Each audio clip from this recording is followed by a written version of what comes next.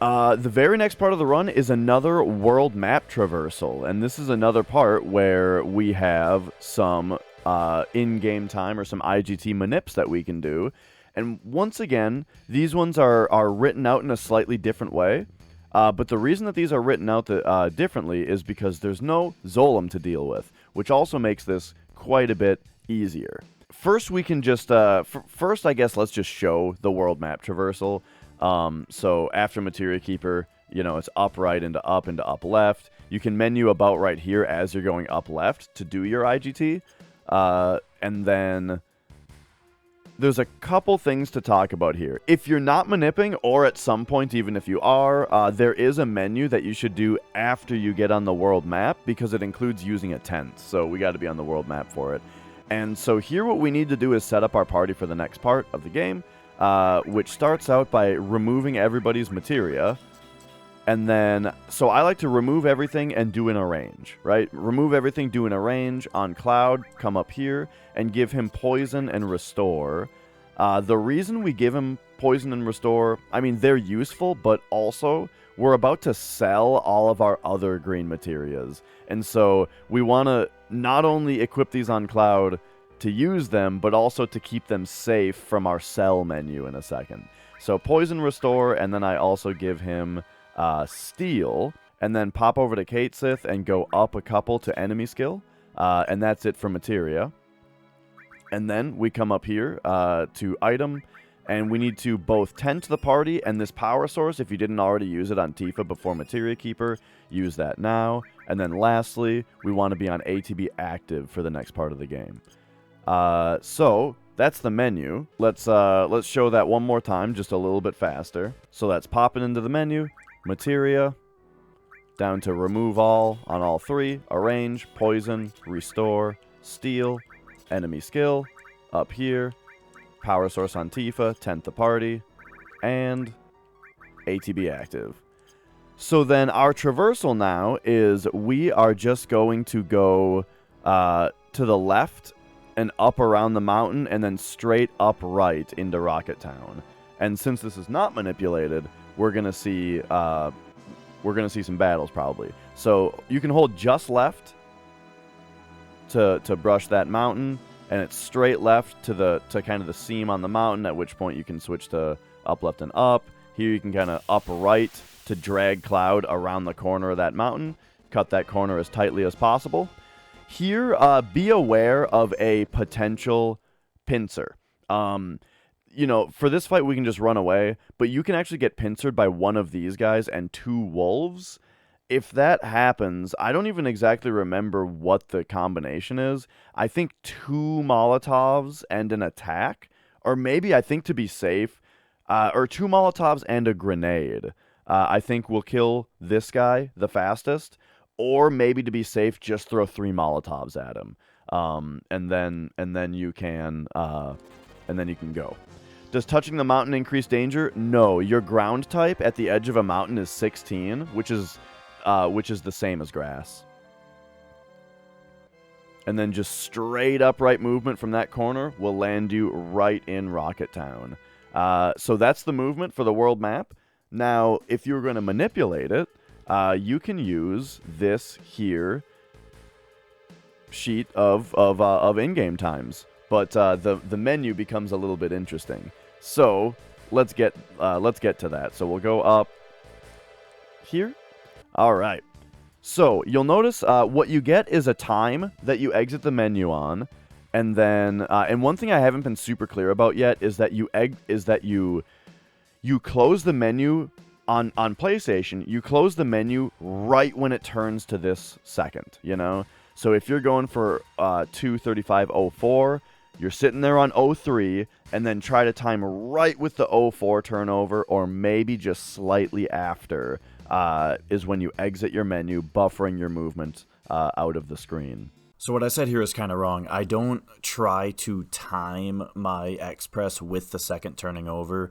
Really, specifically, what I do and what I would recommend is you're looking at your IGT, you're anticipating about the timing that the second digit is going to turn over to the IGT that you're targeting, but I wait until I visually see that seconds digit turnover. When I see the number that I'm looking for, boom, right away, hit X, close the menu, and be on your way.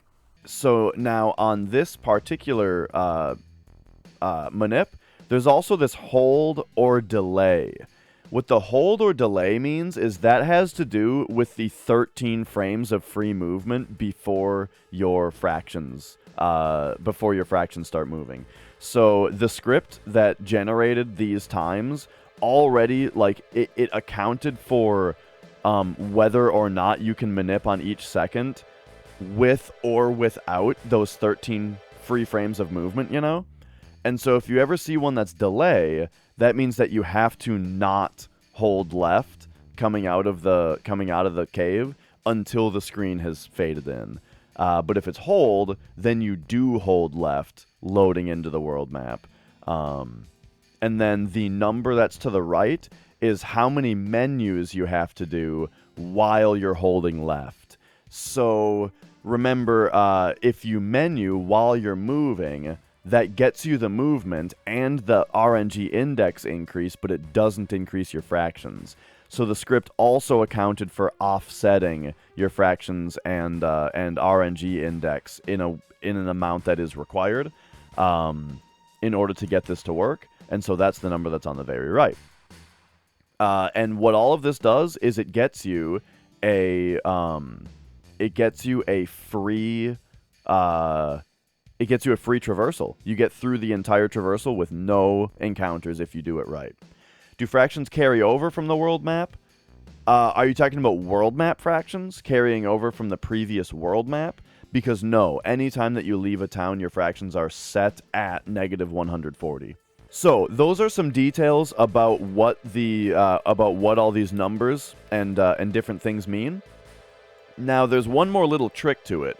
To the movement going to Rocket Town, and the reason is that when you turn to go up on the mountain, remember going up doesn't increase your RNG index, but it does increase your fractions.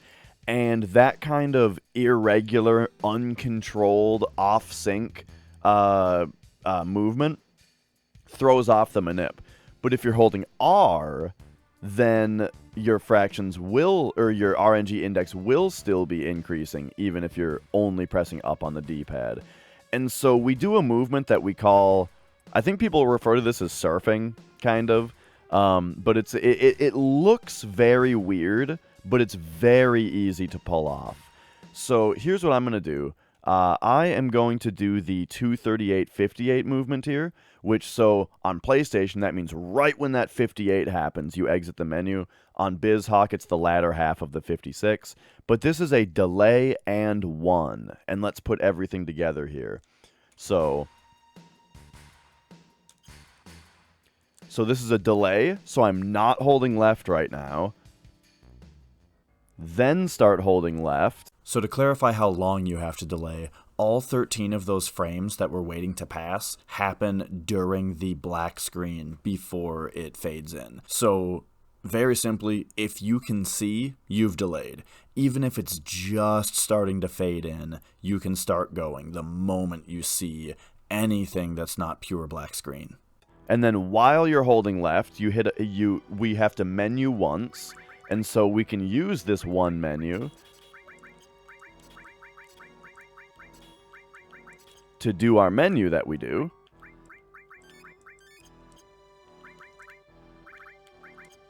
And then, and then remember, as we said before, it's fastest to already be holding left when you exit the menu, but you don't actually have to be. And so here's where the movement gets a little bit weird. Somewhere in between this part of the mountain and that part of the mountain, just in this straight left that you do, you can just start holding R. Yeah? So just start holding R. So you're holding left and R. And you see that Cloud starts sliding leftward. He's still moving straight left, but he's kind of sliding left. And so using the R hold the entire time, that is regulating and making it so that your RNG index is increasing every frame no matter what you're pressing on the D-pad. But do make sure that you're always pressing something on the D-pad. And the way that you get around the mountain is with this kind of up right, and then you can switch between up left and up right, or up left and just up to kind of turn Cloud. And you can use the shadow of the mountain here. You see this ending shadow of the mountain? That's kind of pointing right at Rocket Town. And so you can kind of line Cloud up with that a little bit. And then that... What? Oh, okay, so I did something slightly incorrect. My movement was just a little bit suboptimal there. And so we ended up getting the fight right at the end. But surely you're seeing the idea here. Let's do another one, and let's do less pauses, you know? And try to get it in one try here. So now you might be wondering, what do you do? Let's specifically go 35-35. Let's go for one that doesn't have any menus, so you can see what happens there. So if it has no menus, well, you have to menu. And so all you have to do in order to get a menu without it being a manip menu is you just don't be moving when you menu. Because that movement with the RNG index increase, with the no fraction increase that does the offset, that only applies if you're moving as you menu. So this one is a delay and a 0, which means we delay. And I could have either just menued right there before moving, or you can stop and menu. Either way, that works. Okay.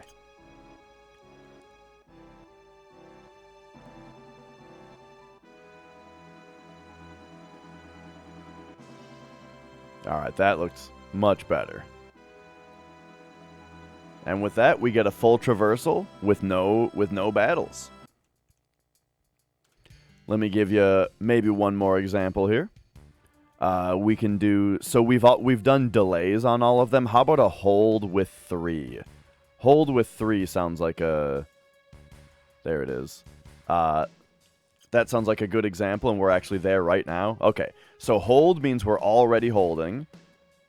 And now there's going to be 3 menus. 1, 2, and then I'll use the third menu to do our movement, or to do our stuff. Alright, start holding R. Just up to swing the camera around, and then up left to move Cloud. Line yourself up with that mountain shadow. And there we go.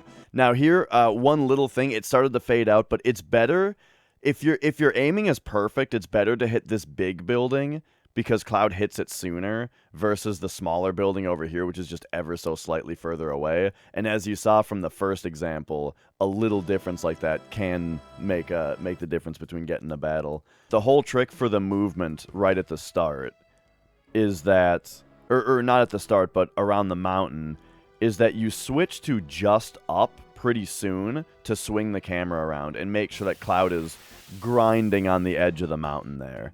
And that will get him around as tightly as possible.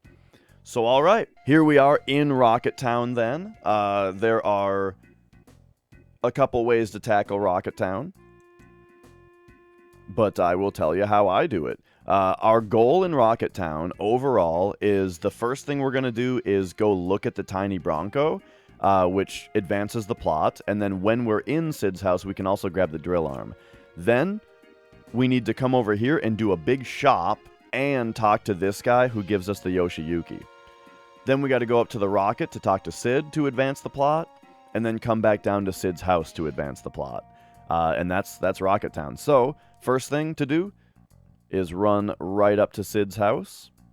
And then the movement in Sid's house is real weird. It is it's one of those rooms where up goes like way upright. Like, this is up and down, you know? And so the tip for moving through this house easily and quickly is when you come into the house, just buffer up and right, and then quickly switch to up. But just buffering up and right, that gets you past the chair here. So that's very nice. Right now, we're going to pop in here and grab the drill arm, though, just to sell it. And then pop back here and buffer up right. Except actually at this point you don't have to buffer upright. That's for later, when you come into the same room later.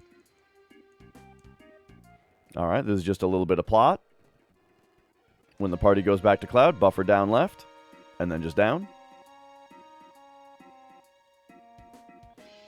Alright, and then we gotta go get the Yoshiyuki and do a big shop. So, talk to the guy right away, and how it works is, again, this game is just like Dark Souls, you gotta talk to him twice. The first time, he just turned back away, you talk to him again, and then that time he gives you a selection, just take the top option, so you don't have to worry about the fact that it's an option. You do all this, and he gives you a weapon called the Yoshiyuki. The reason that you need this is because we are going to use this weapon with Cloud in the Temple of the Ancients to deal a lot of damage. The way that this weapon works is it does bonus damage for every KO'd party member on your team. And so we're going to be abusing that in Temple of the Ancients. And then pop into the shop. It's straight right and then upright over to the shop. And here we go. This shop is a doozy. So this is something that we've got notes for, you know, or that I've got notes for. So first of all, we're going to pop in and sell all of our green materia. That's part of the reason that I equipped Poison and Restore on Cloud right away.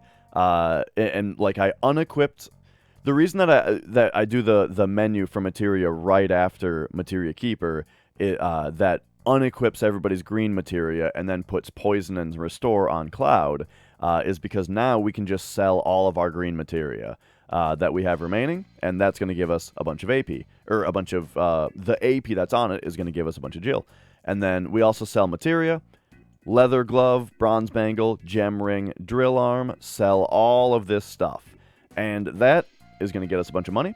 And with that, we kind of load up for the rest of the game. 10 potions, 20 high potions, 10 Phoenix Downs, an Ether, 4 Hypers, 21 Tranks, 4 Tents. Now, these numbers, you can change these numbers a little bit. None of them are absolutely required. I will tell you that we do use exactly 4 Tents, so that's pretty important. We're going to probably use this Ether, so that's very important. Probably shouldn't go below 4 Hypers. But the Tranks, we have a few extra. You know, Phoenix Downs, high potions, that kind of stuff is all a little bit extra. But these right here are pretty minimum already. But yeah, so we purchased these, and the amount of money that we're going to have left over is something we need to pay attention to. So we are going to use, we're about to fight Palmer, and the 5,000 Jill that he drops, we're going to use to buy the Fury Ring. And so we need 3,000 to get into the Gold Saucer after our shopping here. But we also need as little more than 3,000 as possible. But we can shore up the difference later. There's a better place to spend the money later than right here. And we'll kind of talk about that. So let's go through the shop real quick. I go straight over to materia. Boom, boom, boom, boom. Sell those the greens, and then come down to manipulate, which should be 1 down from the page if you've got the same materia I do. Pop over here. Leather glove, drill arm, bronze bangle, gem ring, and then it was 10 high potions, 20 high potions, 10 Phoenix Downs, an Ether, 4 Hypers, 21 Tranks, 4 Tents. So once again, we want to have, at this point, as little more than 3,000 as possible without going under 3,000. We have to have at least 3,000 right now, but we don't want to have any more than that. The very, very fastest thing to do would be to right now do the math and say, oh, I should buy 3 more high potions or 3 more Phoenix Downs or a combination. That would be the fastest thing to do. I do something that's slightly safer instead. I'm going to buy 2 Molotovs later, but that's an extra shop. So it's slightly slower to do that. Actually, 2 Molotovs and a soft I'm going to buy later.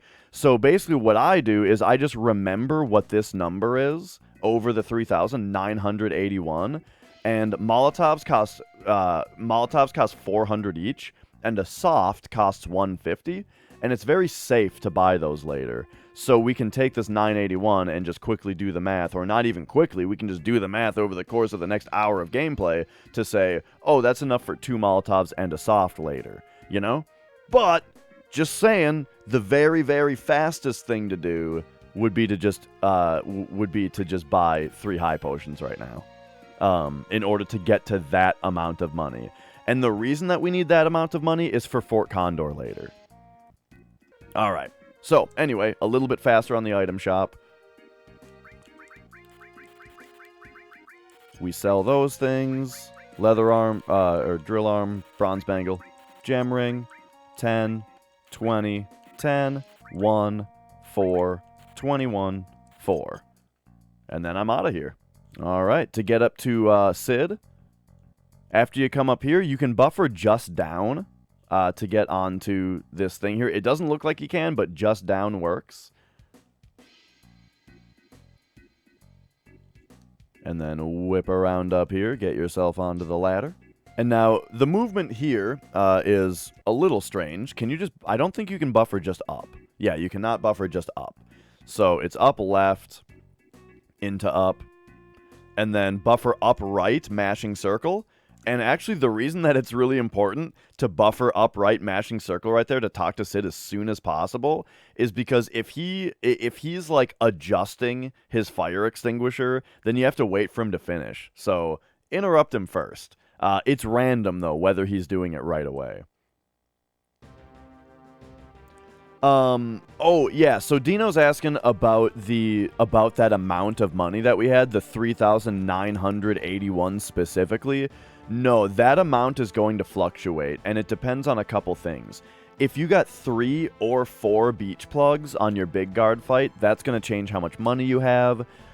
Depending on what green materia you had to equip for the materia keeper fight, that also changes how much AP those have, which changes how much money you have at that point after you sell the green materia. So yeah, the money is going to be slightly different, which is why you have to look at the amount and do the math on what you can afford while still having over 300. Sid, I don't change his name. Similarly to Katesith, I don't want to just bring his name down to C because that'll be confusing, and it's not really worth just taking one letter off of his name. And so I just leave it as Sid for the run. That way you just don't, right when this menu comes up, just boom, just do it. No problem. You don't got to worry about Sid's name. And then just mash circle so then we mash circle until he turns around and like bows sadly. What's the word for it? He like slumps over. That's when we can leave. So after he kicks the thing, he turns to you, then he turns back, and then he turns back and he slumps. And that's when we buffer down and left. There he goes. That's the last text box. So then buffer just down into down right here and try to grab this ladder. Sometimes I have problems grabbing this ladder. All right, so now this part, one little movement tip here is that it's faster to go around the top. So we go left and then up like this, and you got to go right a little bit around this bush, and then kind of right here is the corner. So whip around the corner and go directly right, and that's faster than going back around the way that you came. Alright, and then it's right back into Sid's house. Once again, you buffer up right. And that will initiate this cutscene. So now this cutscene is just mashing for quite a while here, until we get to the point where until we get to the point where there's a countdown, and then you have a nice bathroom break. And right here, right when you see that timer appear, it is now auto-advance for the next more than a minute, I think. And so you have yourself a nice bathroom break. All right, and then once we're fading out of this FMV, this is when we're back to mashing. All right, so at this point, Palmer comes in, Sid leaves, And now get ready for when the party runs into Cloud. Be buffering down and right to get around the chairs, and to down left, you know, to get out here. We get just a few text boxes out here before Shara brings us back inside. At which point she has, I think it's 2 text boxes. So just be buffering up and right for the 1, 2 text boxes. And then this time is when you do have to buffer up and right here into Palmer. It's kind of tricky because... Whoa, my voice cracked. It's kind of tricky because the first time you go in, it's just a cutscene. That time you actually have to run up to him. Okay, so it is time to talk about Palmer. So Palmer is the last of the 3 bosses where we use poison on him. So the very first thing we do is we bio him, and then everybody else throws Molotovs, and then throws high potions as necessary. If you really feel like it, you can do a dice with Kate. I do that kind of rarely. But yeah, so this is the final fight where we use bio with Cloud. And so, let us kind of talk about the flow here. Remember, we're on ATB active again. So remember the whole thing about like with Guard Scorpion, where it's just the queue is just Palmer, our 3 party members. Palmer, our 3 party members. Palmer, our 3 party members. Our 3 party members. That's a hard phrase to say. So what that means is right at first, it's good to see what he's doing and see if you need to throw a high potion right away, because we're not going to bother big guarding here. We don't need to. With ATB active, our barriers would just run out right away. So we're not going to bother big guarding because we don't need the haste. We don't need the barriers. Instead, we're just going to use high potions when we need to. And so the first thing to do is cast Bio on Palmer with 1 character, throw a Molotov with another character, and then wait and see what he does. And if he's attacking a party member, ready up a high potion on them. So here we go. I also like to use... Oops. Oh, God.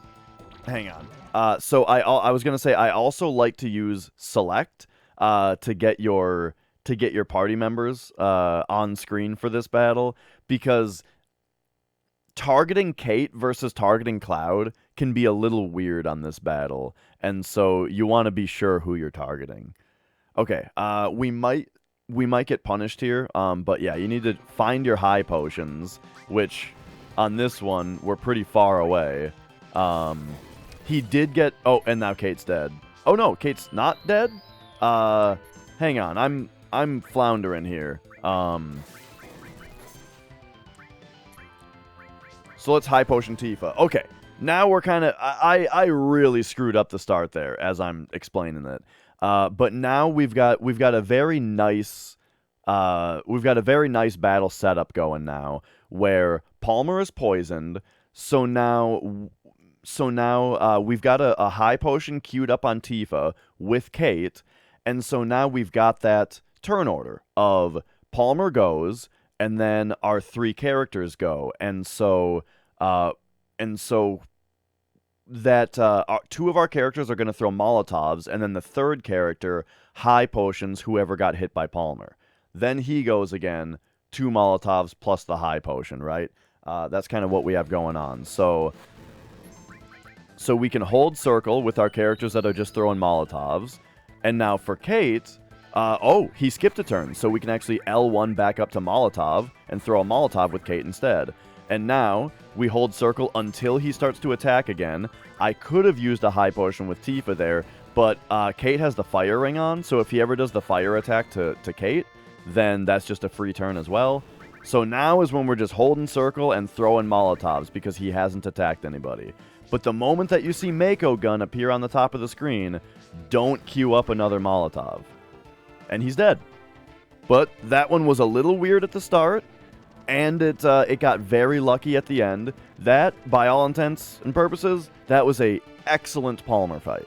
Okay, so let's go for another one, and so remember, yeah, the idea is at first it's bios with Cloud, Molotov, which should still be on the top of your, so Molotovs are still going to be on the top of your item menu, and then high potions are usually a few pages down, so you need to find them pretty quickly using R1. Actually, I forgot to mention before, if you want, you can either put or you can go into your, before the Palmer fight, you can go into your menu and customize and swap the thing under, the second slot item. You can swap with high potion, so that way they're right there and available to you. I don't, that's a really good idea to do.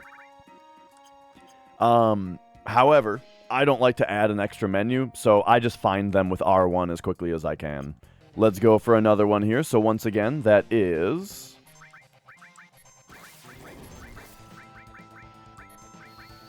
just like that. So what we did was we queued up Poison with Cloud, and we queued up a Molotov with Tifa, whichever character was second. As all of that was happening, we were paying attention to where he was attacking and whether it actually did damage to a character. And so for our third character queuing up, we put a high potion on that character that got hit.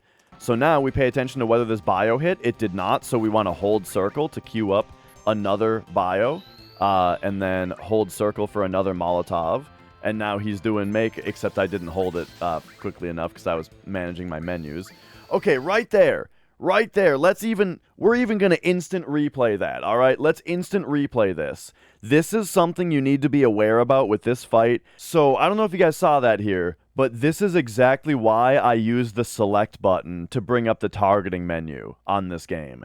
Is because I need to high potion Cloud now, and I'm on Kate. But notice I go up, right, up, oh no, right, no, okay, left. That targeted Cloud. Left from Kate targeted Cloud. And the reason that I had to use left to target Cloud right there is because Cloud stepped forward to cast his spell.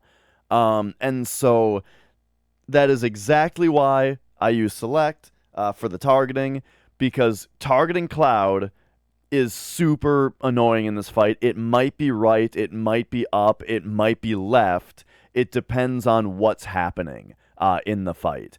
And a lot of the time, Cloud's stepping forward to either throw his Molotov or start his spell cast. A lot of the time, that is your opportunity to target him using left. It's weird. So anyway, bio, this one did poison, so don't hold circle with Cloud. Instead, switch to Molotovs. Molotov with Tifa. And now, is he attacking? He is, so get ready on this high potion. It's on Cloud again. Okay, Cloud stepped forward for his Molotov, so I used left to target. Now hold circle for these two Molotovs. And do you see how ATB Active makes this work out just perfectly? Where you can just hold circle for the first two, and then a character throws the high potion to heal the character that got hit last turn. And now during that character's ATB coming back, that's when Palmer attacks if he's going to attack. This time he didn't, but it makes it very convenient where as Palmer is attacking, you just open the menu now on the character that just threw a high potion. Oh, and you're already on high potion because that's what they did. And then you can heal the next character.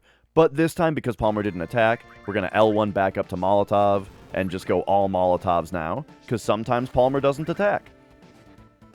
And you just hold circle until you see Mako Gun. Here we go. So now the next character, open up their menu, find your high potions, cure the person, and throw it on the person that got attacked. And remember also, when you're aiming a potion, like when you select potion, the character that the target defaults to is the character that you're on. And so, like that time, Cloud was the character that got attacked, and Cloud was the one that had a high potion, or that was going to high potion, so I didn't have to bother with targeting because we were already going to be on Cloud.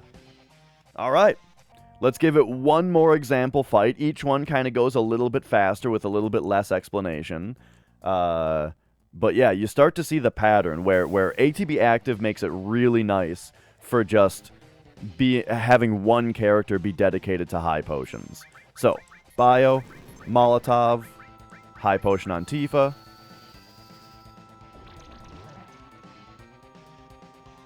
We already got the poison, so switch Cloud right over to Molotovs. Another Molotov with Tifa. Does he do anything for Kate to heal? Yes. He attacked Kate, so I didn't have to bother targeting, since it was already on Kate. Hold circle on the other two characters' Molotovs. Alright, here comes another attack. So we're... Oh, but it was a fire attack on Kate, which does 0, so I'm just going to flip him over to Molotov. And he can throw a Molotov instead. Alright, here comes Mako Gun. He did fire on Kate again. So, Molotovs at Palmer. Again, you can use dice in this fight, but usually this whole pattern of... You know what?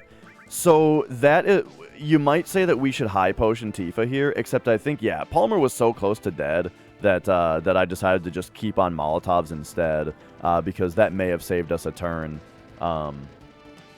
But yep, there we go. Yeah, I equip Firing all the way back in the Coral Prison menu because I don't want it to get stolen by the muggers. So actually, that's a really good thing to point out, is that right there, that is like the payoff.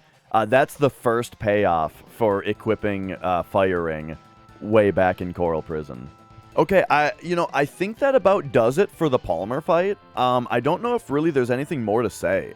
What sucks is if Palmer doesn't get poisoned, then it just makes the fight take forever because the biocasts are slow, they don't do as much damage as the Molotov, and he's not getting hit by poison.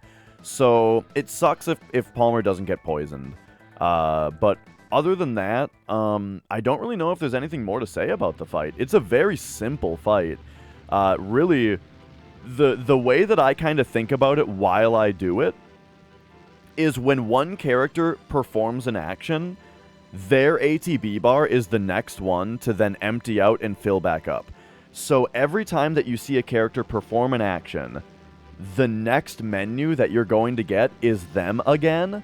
And with cursor memory, it means if you just want that character to do that action again, hold circle. You know what I mean? So it's like Cloud throws a Molotov, I'm holding circle because I want him to throw another one. Then Tifa's throwing a Molotov. I'm holding circle because I want her to do another one. Then Kate is throwing a high potion. I'm waiting because I'm not sure that I want that high potion yet. Oh, Palmer did a Mako gun to Cloud. Okay, yup, go into high potion and use it, And that's kind of how the whole fight goes. Don't be too surprised if you just lose 45 seconds on Palmer, though. Because he never got poisoned. It's super frustrating, but it happens. So I didn't mention, but after the Palmer fight, there were 2 text boxes before the characters jumped onto the plane and then an FMV started. Right when that FMV starts, or right after you clear those text boxes, that's a bathroom break until you get to here. And alright, now we've got ourselves the Tiny Bronco.